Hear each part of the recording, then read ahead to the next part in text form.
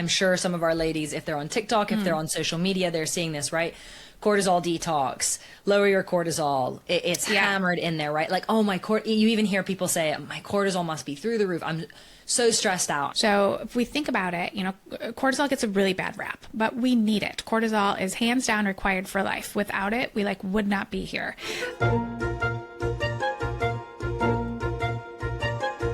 Welcome to the Modern Menopause Podcast. I'm Morven, and I'm with Dr. Robyn Kutka, my co-host.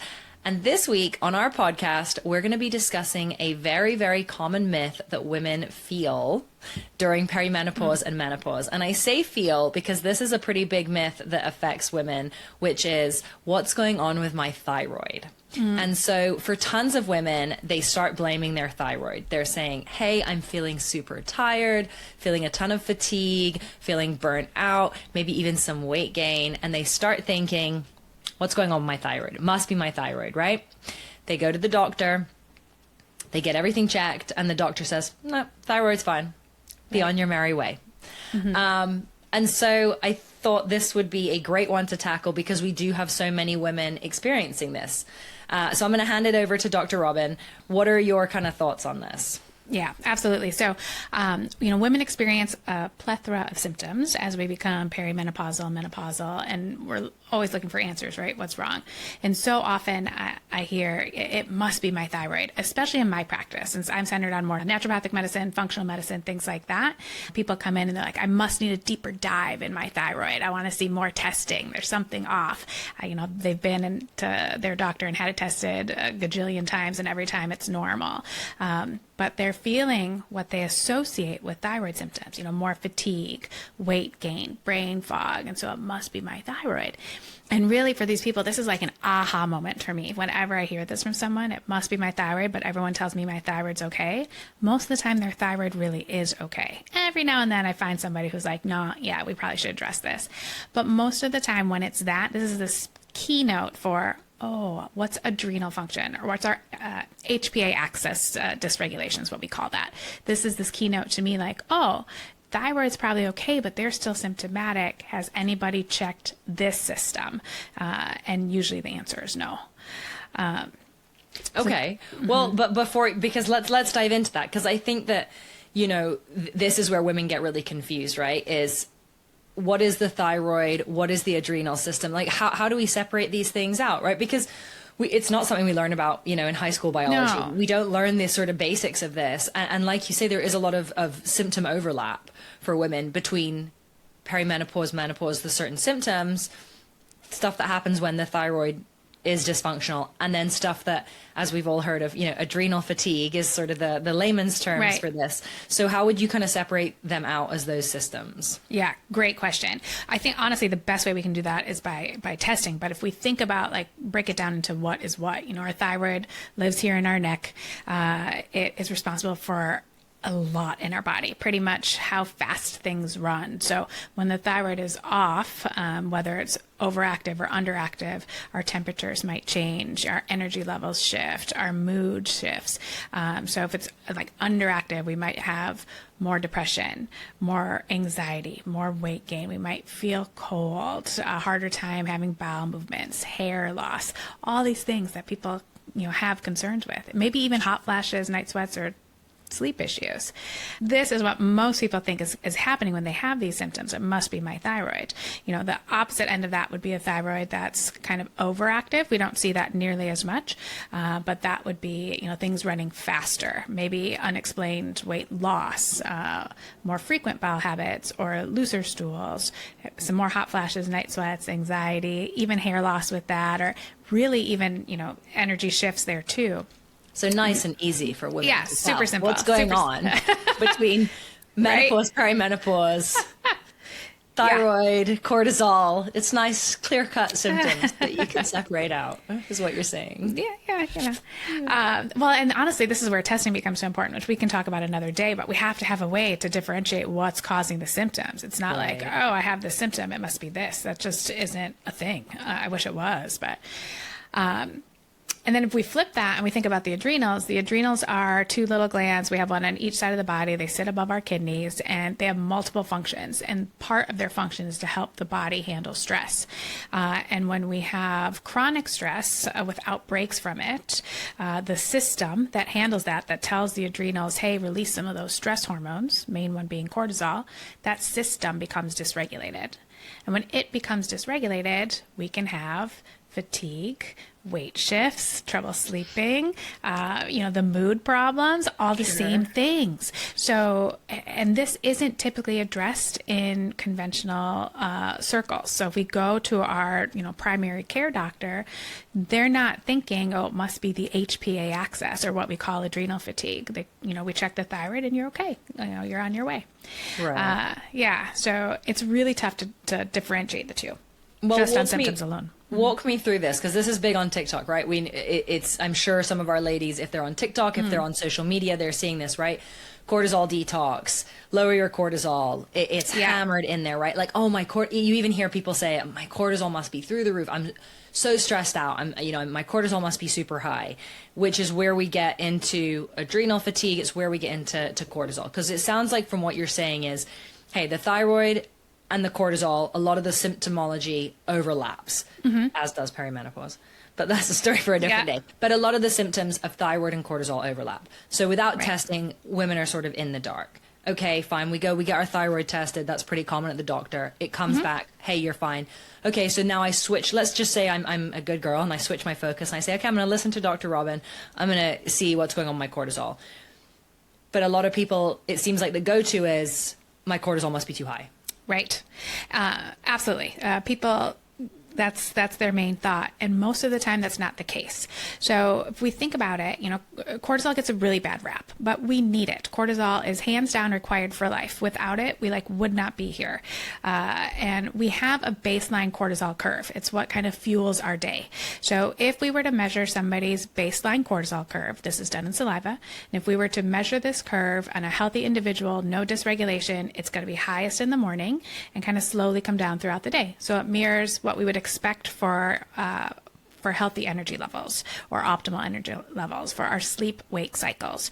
And so we're going to have that. That's we can think about that as our gas tank. In somebody who is spending more time in their stress state than their rest state, so they've got a lot of stress in their life. By the way, we only have those two states, so those are our body's only options, stress or rest. So if we're hanging out in stress all the time, there's going to be this increased demand for cortisol. So what's supposed to happen is when we are stressed, the brain tells the adrenal glands, hey, there's stress here. And so the body makes more cortisol. We need more of that to handle the stressful situation. Stress goes away and we go back to baseline, that beautiful, healthy curve that we all, should have. And during chronic stress, so somebody who's living more in that stress state, there's more demand. Make more of that hormone. Oh, it's still here. Oh, new stress. We need more. And the body doesn't get to go and take the rest it needs to. The system can't keep up with the demand, so it becomes dysregulated. So what happens is we see a shift in that beautiful baseline curve. And over time, for most people with chronic stress, that shift's going to be down. Yeah, in the beginning, it'll get higher as we're having more demand, but with time, the curve becomes lower. And when it becomes lower, that's when we become symptomatic. So people do their testing. They're like, no, but I feel super stressed. My cortisol is going to be through the roof. It's like, no, you've been super stressed so long that this shift has occurred where our gas tank becomes lower. The healthy curve is lower. And that's when we become symptomatic. So most people don't feel bad yet when their cortisol is actually higher. And so they're not testing at that point. So they don't catch it. We see it sometimes, but... Okay, so that's, hey, I'm stressed out. My body releases the cortisol that I need to function, that I need to manage the stress, and I'm fine. It's only month 3, month 6, month 12, where it's just never ending. And my body keeps asking for 100%, 100%, 100%. Yes. And my body can't actually put out 100%. So then I'm producing 90%, then 80%, then 70%, right? And so it kind of sounds like that's what's happening for a lot of women is at first when your body's able to meet the demand of, I need you to give me 100%. Okay, great. I can give you 100%. I'm fine. It's when I need 100% and there's only 20% in the tank. Yeah, more or less. I mean, another way to think about it, if we were to do an analogy, is like an overworked employee. So we've got our Costco employee at Christmas time. I'm not picking on Costco, but they're busy, fair, right? But fair, you know. And maybe they're short staffed. So this employee is expected to do more and more and more. And in the beginning, they're like, okay, I know the break is coming. We're going to get more employees. So in the beginning, they're like, still model employee. They're doing everything great. But by week 3, week 4, week 5, they're tired. They're working too much. They're not getting the breaks that they need. This is the same concept, right? We have to give our bodies the break, and the break is getting into the rest state. But in today's world, we can't always do that. With the amount of demands, especially on women in the perimenopausal and menopausal years, as demands can actually grow as they're caring for, aging family members. They have professional careers. They have their partners, their own kids, things like that. I was going to say, women are having kids later now. I mean, my sister-in-law is in her early mid-40s, and she has 3 kids under 6. Yeah. And so I think for women, because women have, and so sometimes there's probably a lot of women going through perimenopause who have maybe young teens, if not kids who are slightly younger. And then, like you say, aging parents, a lot of stuff going on. So what does testing look like for these women? Let's say we have our lovely ladies listening and they think, man, this sounds like me. I'm tired, but I go to bed and I can't sleep. I feel like I have absolutely zero tolerance for stress or for irritating people, husbands, children, co-workers. Maybe I'm feeling just burnt out, overwhelmed. I hear this and I think, okay, I'm a listener and I think I'm going to go get my saliva tested. What does that look like with regards to cortisol? Because you've spoken about the curve, but walk us through a little bit of what this is going to look like for women doing the test, the kind of results they're going to get, what they do with those results. Yeah, absolutely. So when we're assessing for this, what we're wanting to map out is that curve. What does somebody's curve looks like? And believe it or not, this is actually super reproducible. I hear a lot like, well, it's going to be different today than it is tomorrow. Not the case. I have lots of like case studies on this and showing women their labs, even year to year, and when things haven't changed and they're consistent. So quite reproducible here. And what it is it's a collection of 4 saliva samples over the course of a day. Our first collection is 30 minutes after we wake up. And that's when cortisol should be the highest. We have something called the cortisol awakening response. So 30 minutes after we wake, we should have our highest cortisol level. So we're trying to catch that. We want to see what can the body do with that at this point. That collection can actually be tough for women that have this because maybe they're not getting out of bed right away, or maybe they're hitting the alarm 10 times or something because they're drinking a lot of coffee. Yeah. We do our best here, put the collection at the bedside table if we have to, just get that 30 minutes or as close to 30 minutes as we can. And then we have 3 other points in the day: right before lunch, right before dinner, right before bed. We freeze the samples, send them to the lab. As far as things like coffee goes, best case scenario, we're avoiding coffee, stimulants, exercise, things that can raise our stress levels. That being said, we're trying to support women's typical day here. So if they really can't, get on without a cup of coffee in the morning, okay, fine. A cup of coffee isn't going to alter it that badly. But the other thing we have to think about here is what we're testing is cortisol. It's the same thing as like hydrocortisone, what we would pick up at the pharmacy to treat a little itchy rash or something. So if anybody's using those types of products or even a cortisol injection, the test is going to pick that up. So if somebody can't avoid those products, then we wouldn't do the testing. If somebody is, say, using it for, a little annoyance on their arm or something, we would want to avoid it the day of testing so that we don't pick that up on there. But otherwise, it's fine to do. Other medications and things don't really influence it. And so what happens then is they'll get their test results and it's going to map out their curve. And what we're measuring is the slope of the curve and the space under it. So a very healthy curve has a lot of space under the curve and this kind of slope that maybe looks like not quite the thrill ride of a roller coaster, but just a nice one. Anywho, when it changes, so when the space gets less, when the curve becomes less, starts to become a flat line, that's when people are having symptoms. So that's what we're looking for. And on the testing, they're going to be phased. Is this an early response? Is this an evolving, or is this an established dysfunction? And so that is measured out that way for people to see, so they can kind of check in on the severity along the curves, so to speak, or along the changes that they have. And then based on that, we could think about how assertive would support need to be. So obviously for somebody who's got a flat line or more severe dysfunction versus somebody who's kind of like this, they're going to need stronger support. Okay. Yeah, that's pretty interesting. Okay. I think it's a good time to include some of our customer questions. We have one here from Crystal. How can I find out whether weight gain is from my thyroid or cortisol? I've always been able to lose weight after having a baby and pretty much stay fit. I've never experienced anything like this before, that no matter what I do from past experience, it doesn't seem to work now. Crystal is not alone. This is a concern or complaint for a lot of women.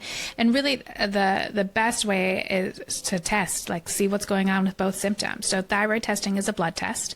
This is a protein-bound hormone, so we don't test this in saliva. We test it in the blood.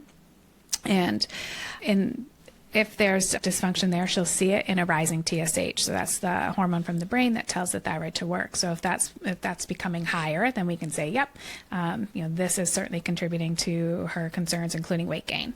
Versus our cortisol testing, and cortisol can be tested in blood, but not for this purpose. That's testing something different. So when we're talking about adrenal dysregulation or HPA axis dysregulation / adrenal fatigue that people call it, that's actually tested in saliva, so we can map that out.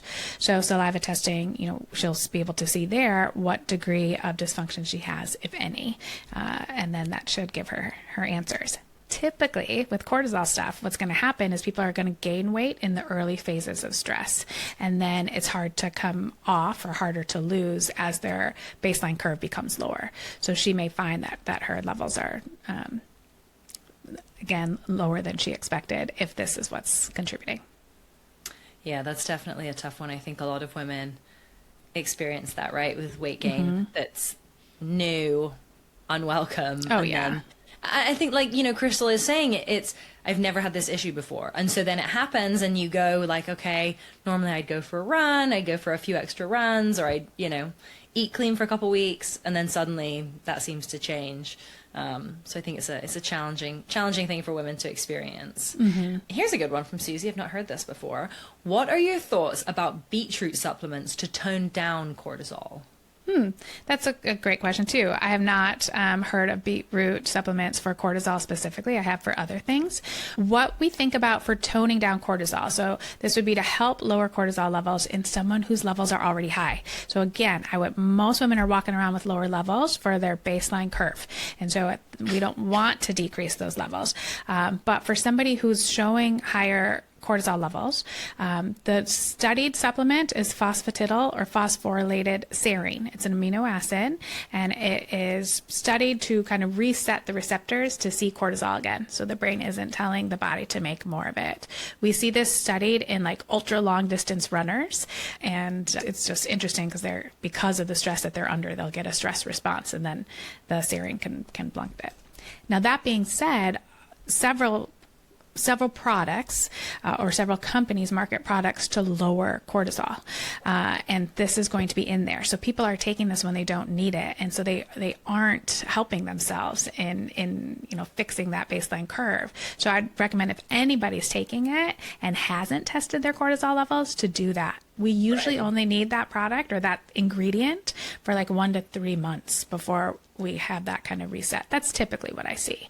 But I see people using it for years at a time. Wow. But along those lines, you open with talking about our social media telling everybody they need to lower their cortisol levels. Right. And, I don't think they're wrong in what they're telling us to lower. That being said, like if we just replace that word cortisol with stress, if we wanted to do a stress detox, lower our stress levels, stress less, that type of stuff. So anytime we see that as like a marketing advance, I would simply replace that word cortisol with stress, because we don't know that people actually need to lower cortisol levels. And we have so many women who message in or who end up doing the saliva testing and they're saying, I know my cortisol levels are high, and then they come back. And I think often after having the consultation, they have a better understanding. Myself included, I would have sworn blind, my cortisol is going to be through the roof. I have 3 kids. I have a really busy schedule. I have a lot going on. And what do I find out? Your cortisol is too low. And then, here's all the symptoms of this. This is low cortisol. That clicks and it makes sense. So I imagine it's kind of a slightly dangerous thing. Like you're saying that there's this big push on lower your cortisol, reduce your cortisol, like you're saying. And so then women are searching for supplements to lower their cortisol, not realizing that that is a misconception. So I think it's an interesting thing and definitely a great reason to get that cortisol tested. Yeah. Good question from Nicole here. Can you explain how does DHEA interact with cortisol? Yeah, this is a great question. And my short answer is it really doesn't. They're both hormones that are made in the adrenal glands. They're made in separate compartments. When we are stressed, the brain, like I said earlier, talks to the adrenal glands, tells it to produce more. And actually both of these hormones are increased with stress by the action from the brain telling it to do so. But increasing DHEA doesn't decrease cortisol levels. They're separate there, and vice versa. So we can see DHEA increase with a stress response, but it doesn't really indicate or correlate to the degree of cortisol shift. That's interesting. I mean, and again, though, it kind of all comes full circle back to that testing. Because typically with testing, you're also testing your sex hormones. Because I thought about that with Crystal's question as well, where she's saying, is it cortisol or is it my thyroid? And I'm thinking, well, it could also be your progesterone levels. Absolutely. And so it's that same thing as, we've not talked about it this much in this episode, but it could also be your sex hormones. That something's gone out of balance, and that's why you're struggling with weight, because obviously progesterone's a big factor for there. Yeah. And estrogen is too. But progesterone definitely gets overlooked. Here's a great one.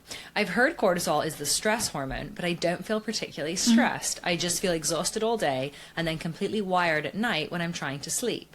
Could that actually be a cortisol problem even when I'm not anxious? Absolutely. So there's a couple different things that can be happening here when somebody's not feeling stressed, but we do their testing and we find their cortisol levels to be lower.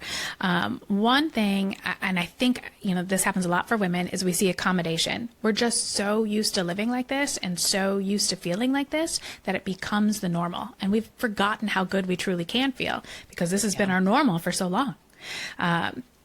So I definitely see that.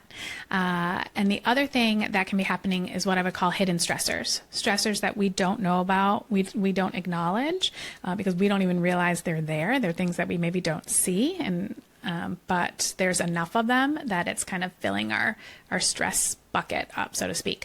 So those could be things like loneliness. It can be the amount of viruses we carry in our body. It can be if we have food sensitivities, let's say, and we're eating foods that don't agree with our system. It could be things like air pollution, how we're talking to ourselves in our brain, for being negative and hard on ourselves all day. All these things that we maybe don't see, don't acknowledge, they're just part of life. They're just there. Those all count towards our stressors. So we have what I would call a stress threshold or a stress bucket, and everybody's bucket it's a different size. So every time we have a stress, it has to go in the bucket, or we're holding that stress. And when that bucket gets full and starts to overflow is where we start to see the changes in the system. And that's when we start to see that curve shift and start to have symptoms. Right. There's a really great chart that we use in therapy, and it's this whole big list. And it's funny because there's another question about this, which I'm kind of pre-answering, but it goes with this one. But it's this chart, and it essentially assigns a point value to stress, different stressful situations. And so like number one, that's worth sort of, so let's say 100 points is like the death of a child or the death of a spouse. And then the next thing down is sort of worth 90 points, 80 points, going all the way down. And so it's really good when you're with clients to assess like how much of a burden are you taking on. But one of the ways that it's great is often big stressors we know are stressful. So when something terrible happens, we know like, oh, this is really stressful. But one of the big stressors that's on there, because they've done studies, is moving house. Even if it's good, even if you're like, yeah, I'm super excited, we bought a new house, or having a new baby. And so it's a really interesting chart because it assigns a point value to everything. And it's pretty well studied, but it's showing that like if you have 50 things worth 5 points, then that's the same as one thing, you know, worth a higher point value. And so it's a really interesting thing that you can use with clients to be like, hey, how many of these things, and funny enough, loneliness is on there. There's a bunch of different things on there, but it's really interesting because I think that people probably, obviously everyone has a different perspective or a different outlook, right? But it's, am I perceiving this thing as stressful because something bad has happened, or am I thinking I should be able to handle this because it shouldn't be that stressful? It's not that big of a deal. This is a good one. What does adrenal dysregulation actually feel like day to day? How is it different from just being tired or stressed out? One of the things here, and this is kind of, I would think of it as a keynote, is we tend to feel more tired after doing something.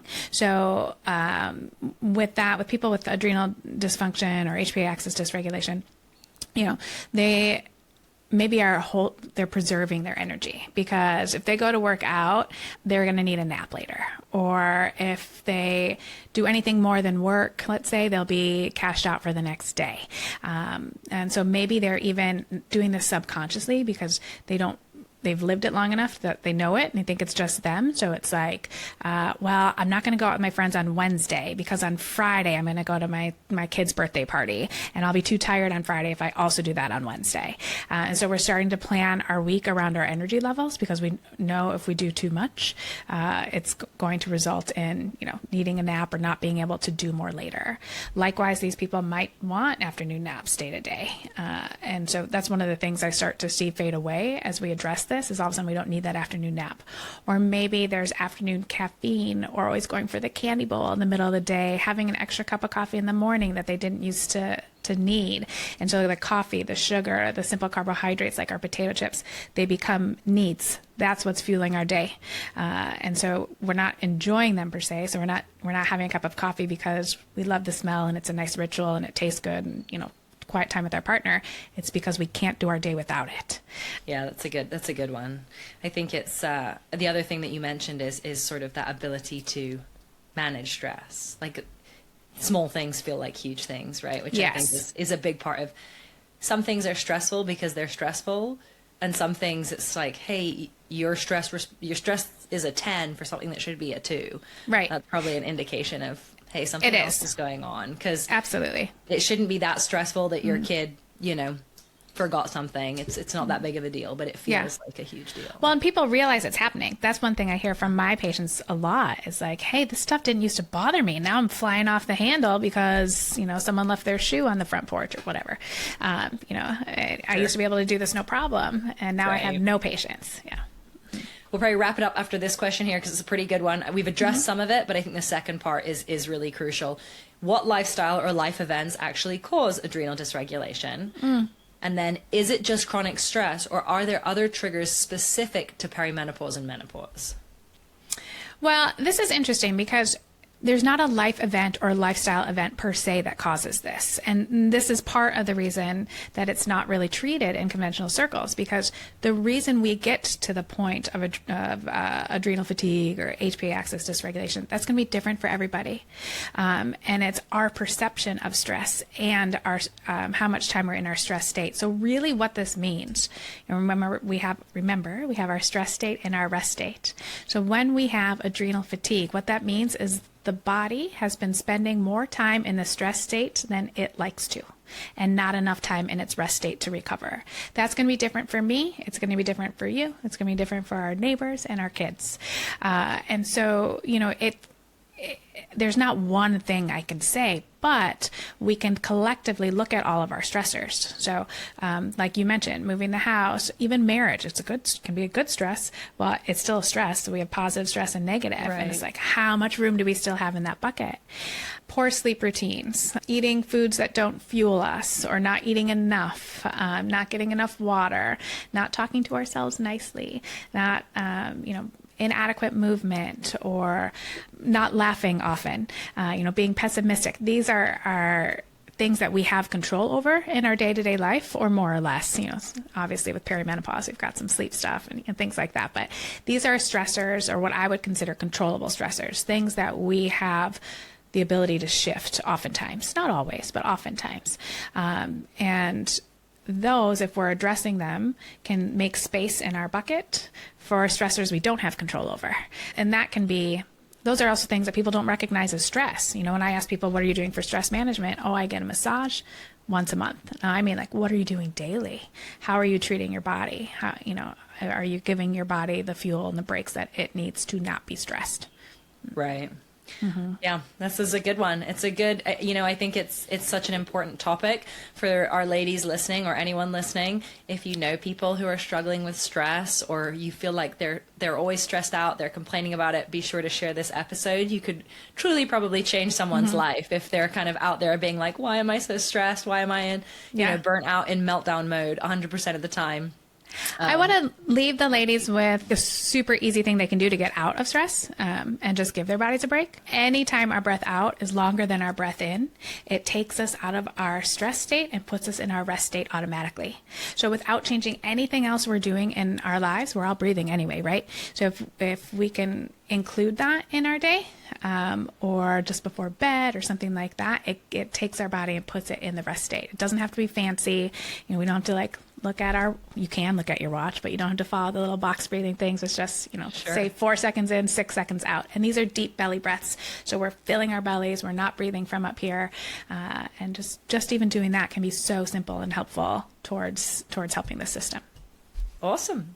Well, that's all we've got time for today. Like I said, be sure to share this episode with someone if you think it will help. Be sure to tune in next time and reach out to us if you have any questions you'd like to see answered here on the Modern Menopause Podcast.